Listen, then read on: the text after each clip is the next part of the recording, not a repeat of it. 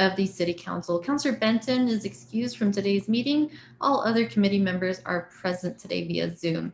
This is a remote or online meeting where all participants will be on a video or audio conference. We appreciate your patience as meetings are being conducted this way. Members of the public, city staff, and the media have the ability to view this meeting live through YouTube and Zoom webinar. The live stream can be accessed from most smartphones, tablets, or computers. And for those watching us on the live stream, thank you for joining us. Members of the public were given the opportunity to address the committee with either live or written comments. I understand no written comments were received for today's meeting, but we do have one individual signed up for live public comment. Members of the public will be able to address the committee if they have signed up for public comment per the rules published on the agenda last week. Members of the public will be moved into the Zoom meeting room once we begin public comment. They will remain muted until they are called upon to speak, at which point they will have 2 minutes to provide comments to the committee. After that, they will again be muted and return to the Zoom webinar where they may continue to observe the meeting live. So we'll start with public comment. As stated previously, we have one individual signed up. Mr. Moya, are they here? And if they are, can you move them into the webinar? Madam Chair, we did have one individual sign up to speak, but I do not see them as an attendee of the meeting yet. If you want to just move ahead to the meeting business, and if they do show up, I can let you know. Maybe you hear their comment then. All right. Well, as soon as we see the individual pop up, we'll call that person. In the meantime, we're going to move a bit of our agenda around. We are going to start with the EC and then the presentation to follow. So up first is EC 373, Agreement with New Mexico Tactical Emergency Medical Support. I move approval. Councillor Davis with the second. Thank you, Councillor Davis. Councillors, any questions? Is there anyone to give a brief synopsis on this EC? I see APD shifting around. Hey, good morning. Do you have any direct questions for me before I go into anything for this contract? No, it was just a brief synopsis on it. And then I think if the councilors do have any questions, we'll move from there. Okay, this contract is to provide the broad medical services that APD uses. Obviously, during COVID, we relied on our medical director a great deal. We also have Narcan, which we use for people that are suffering from opioid overdoses. That has to be supervised by a medical doctor as well for us to coordinate with the state and get replenishment to our supplies for Narcan itself. And then some of our training, we have a tactical emergency medical folks that respond to our SWAT calls and provide direct medical care for individuals that are injured, either by APD or just they're injured in and of themselves. And these EMTs provide tactical medical care for them in an immediate fashion. And all of this care has to take place under the supervision of a medical doctor, which is why we are seeking this contract for your approval. And if you are in agreement, I would respectfully ask for immediate action if you feel it's worthwhile for APD. Thank you for that, Deputy Chief. Councilors, any questions? No? All right. I just want to say thank you for this and really illuminating on what we're doing to provide additional community support and really what it means for community safety. In fact, my sister, as an emergency medicine physician, did train briefly with SWAT. So I just want to say thank you for everyone that was so very kind to her during her training. So appreciate that. So councilors, we're going to move for a vote. Ms. Montoya? Councilor Bassan? Yes. Councilor Davis? Yes. Councilor Jones? Yes. Councilor Senna? Yes. And that passes on a 4-0 vote. Thank you. Councilors, I'm going to move for immediate action. Councilor Bassan and Councilor Davis and Councilor Jones on a second. Thank you. Ms. Montoya? Councilor Bassan? Yes. Councilor Davis? Yes. Councilor Jones? Yes. Councilor Senna? Yes. And that passes on a 4-0 vote. Thank you, counselors, and thank you, Deputy Chief. We're going to move on to the next agenda item, which is a presentation from the Detective Academy, which was requested by Counselor Bassan. Presenting is Commander Barker. Good afternoon, Madam Chair and members of the council. We want to thank you for this opportunity to present on the Detective Academy. I have Commander Sylvia here to talk about it as well. When Chief Medina first took office, one of the things that immediately came to his attention was how our investigations as a department and from detectives were being scrutinized. One of his initiatives was to start a Detective Academy. And the goal is that after this first Detective Academy, we will see at least 2 a year. The first Detective Academy started yesterday, June 14th, and it's gonna run for 2 weeks. So we'll run through June 25th of this year. We currently have 40 attendees, including the following divisions. And I'll allow you to pull that up really quick. We have the Criminal Investigations Division, the Criminal Enforcement Division, Investigative Services Division, Scientific Evidence Division, and the Metro Court Traffic Division. We were also able to have some of our district attorney investigators attend this class. And we did have several requests from outside agencies to attend the academy as well. To start the academy, detectives were required to take prerequisite classes. These were just short trainings that were provided by the Real-Time Crime Center. Commander Nerbetsky and his team provided an overview of the capabilities of the Real-Time Crime Center and what they're able to do. There was also training on felony case management, which really taught specifics of our department policy and procedure, as well as an update from our SHIELD unit. There was also a course on Electronic Communications Privacy Act, which is specific to compliance, and our department policy and procedure and timelines. We had more than 40 people take these prerequisites, and so we selected people to attend this first training academy. And the curriculum that is actually in the 2-week academy includes classes on interview and interrogations, report writing, search and arrest warrants, interaction with crime victim families, cell phone technology, constitutional policing, courtroom testimony, care training, which is the child abuse response team, crime scene management and evidence collection, and basic forensics. One of the important things to know is that some of these trainings are provided from our subject matter experts within the department. All of those trainings went through the 7-step process, which is required by the DOJ and IMT. All classes that are provided by outside businesses or agencies were also, their lesson plans were provided to the Academy and City Legal for review, and they were also submitted to the DOJ and IMT for review. We'll talk a little bit about each of those classes just to give you an idea of what the detectives are going to see in these next 2 weeks. The first class is interview and interrogation, and it's provided by a company that is titled Peace. This company really eliminated our concerns with the read investigation techniques that have previously been scrutinized throughout the country. It includes practical hands-on application. And one of the most important things about this training is it allows train the trainer. So what our expectations will be is some of the people who are in the class right now, to include one of our deputy commanders and lieutenants, will become experts and be able to train and provide the training themselves. So eventually our own department will have subject matter experts for each of these classes.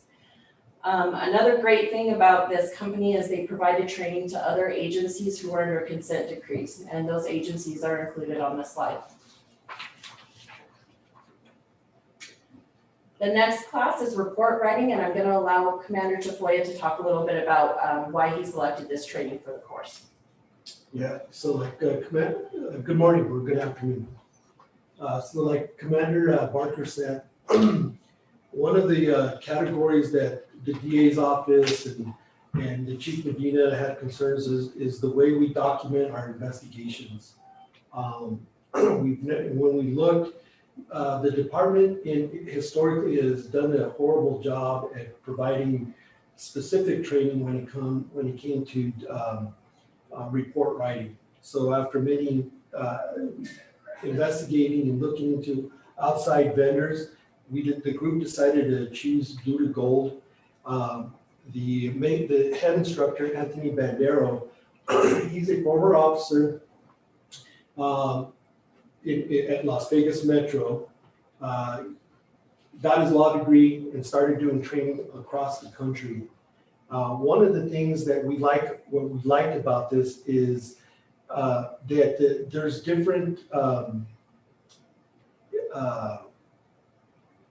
modules related to report writing, and each model that he goes over is exactly what we're looking for. And it goes into detail on articulation of probable cause. He gets into the preponderance of evidence versus beyond a reasonable doubt. And overall, this was the best training available, and this is going to be done on Zoom. Incidentally, the promotional process in the past, we've actually used one of his books as a requirement for the promotional process. So to get Anthony Bandero with such a short notice, I think is a win situation for the Detective Academy. If we go to the next slide, the next training that was included is being provided by Rio Blue. Now, Deputy Commander Kyle Hartstock is going to provide this training to us, and he is now with our department. So it will be taught from someone who actually works with the department. It's going to cover search and arrest warrants, interactions with crime victim families, and cell phone technology. Some of the big things that would be really good for detectives are phone extractions, GPS coordinations, and getting warrants from social media. A lot of the investigations that detectives work right now obviously correlate with social media and cell phones. So those are really big topics that will be important to be covered in the academy. On the next slide, constitutional policing is being taught by Signet. Jesse Williams currently works with New Mexico State Police, and this course is certified through New Mexico DPS. City Legal reviewed this course just to make sure that it follows the standards of the CASA and our agreement with the DOJ. The training has received very great feedback from officers and detectives who have previously taken the course. We have used it for our promotional process, so officers testing for sergeant, sergeants testing for lieutenant, and again, we have received great feedback from those who have attended the class. What's really great about this class as well is that it's scenario-based training. So the officers and detectives aren't just sitting in class listening to lecture. They're talking about scenarios and being able to apply what they learned to those scenarios. On the next slide is courtroom testifying, and we've worked with the district attorney's office so that they could provide this training to us. When officers or cadets are in the police academy, they receive very basic training in reference to testifying in cases at court. I recall when I was in the academy, we went to the Metro Courthouse. We did a fake case where we sat on the stand, but this is very interactive training, which will be taught at a higher level for the detectives. So they'll know what to expect in court, and they'll go over scenario training as well. The next slide is going to cover our CARE course, which will be provided by our CACU, our Crimes Against Children unit. We have subject matter experts who have been working in that field for over 10 years that are going to be teaching the course. It's going to provide an advanced perspective into investigations as it relates to child abuse calls. You know, when detectives take a homicide call or even a property crime call, there's usually children involved or children in the home. And this is going to cover the things that officers and detectives need to do when they come into those circumstances. We'll also provide an introduction to the CYFD system and the approach to the child's welfare and safety. Crime scene management and evidence collection is going to be taught by our subject matter experts at the crime lab. Again, it's going to be an interactive training. I know that it states reviewed and pending approval. It has been approved by the academy. And basic forensics is going to be taught by our forensic scientists that are also working out of the crime lab as well. And I think that is the last slide, and we will stand for any questions that you all might have.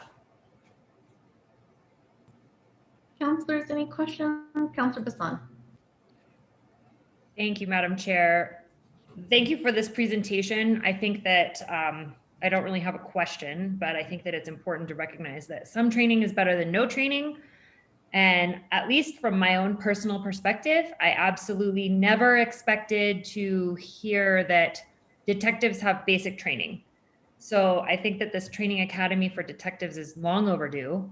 I love the fact that it seems like this is a strong starting point that is not reinventing the wheel. It's not creating something new. It has the DOJ approval, but it also is something that's going to benefit the men and women that are out there trying to do a really good job at these very, very hard tasks at hand that are specialized. So I used an analogy yesterday that you don't go into surgery and start cutting into somebody with on-the-job training. That's not how that works. And that's how we need to equate for our officers when they're doing special tasks like homicide investigations, crimes against children, any of these higher level investigations that are happening. So I'm very excited about it. I really like that we have the potential to do a train the trainer. I think this is something that in the future, we need to definitely not just do 1 or 2 times a year, but have it almost become to where there's continuing ed for our detectives so that we can continue polishing and growing and improving their capabilities by giving them the tools that they need to do their job. So rather than just expecting more from them and not giving them anything, let's reverse that. And I think we're on the right track with it. So thank you for this. I would really be curious after this 2 weeks, if we can hear back some, I don't know if you're doing a survey or everybody's so fond of surveys that maybe at the end you find out from all of the attendees, what did you think? Did you leave here feeling better than you started? Are you going to be able to use this more? What could we do better? Finding out how to improve this so that, again, we give them the tools they need to help make Albuquerque safer, which in the end game is what we're looking for everyone. Thank you, Councilor Bassan. And just to respond to that, we are asking for evaluations for each class as well as the Detective Academy as a whole. We genuinely want to see detectives get the training that they want and want to make sure that it is great training for them. So we will follow up with you on that. Thank you both, Counselor Bassan and Commander Barker.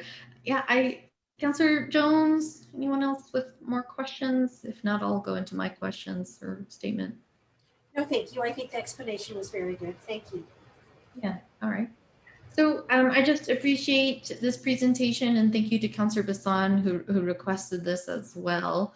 I think that, especially looking at each course, how important it is in particular to constitutional policing, as it's been a conversation with a lot of us, and including the DOJ, and just navigating that process itself.